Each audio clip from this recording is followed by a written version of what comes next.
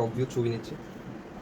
এই যে এখানে যে দেখা যায়, এই যে আমরা এখানে আমাদের হচ্ছে ক্যামেরা দিয়ে টপ ভিউটা নিলাম, এটা সেভ করা গেল। ফ্রন্ট ভিউ পজিশন যায়, ল্যাপটপটা এদিকে নিয়ে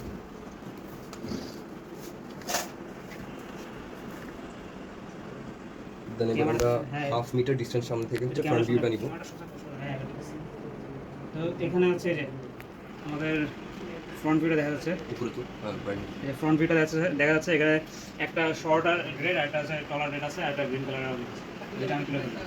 এবার হচ্ছে আমাদের পাইথনের প্রসেসিংটা আসছি একটা শর্ট ব্রেকের পর start.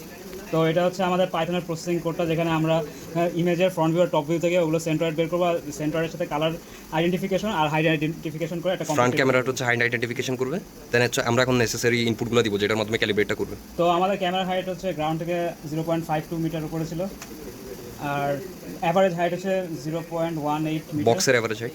Objective.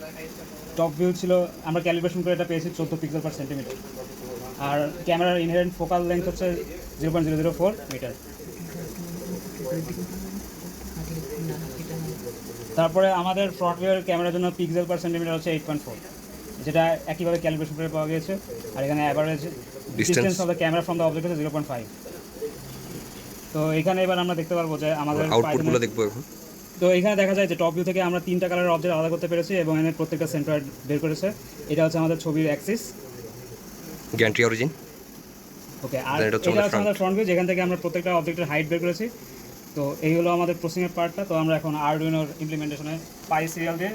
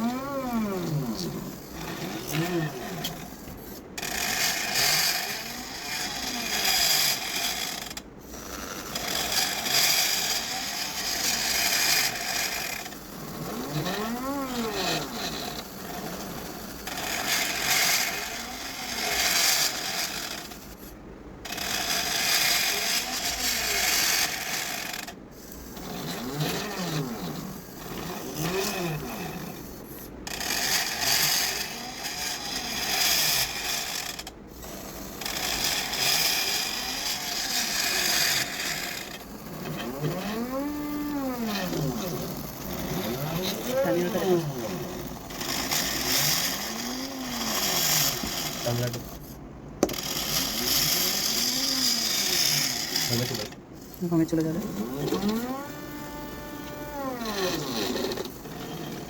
R this is the operation. তো এটা হচ্ছে আমাদের পুরোপুরি টার্মিনালের আউটপুট। প্রথমে হচ্ছে যে কম্বাইন টেবিলটা পাওয়ার পর আরডুইনোতে সিগন্যাল দেয়।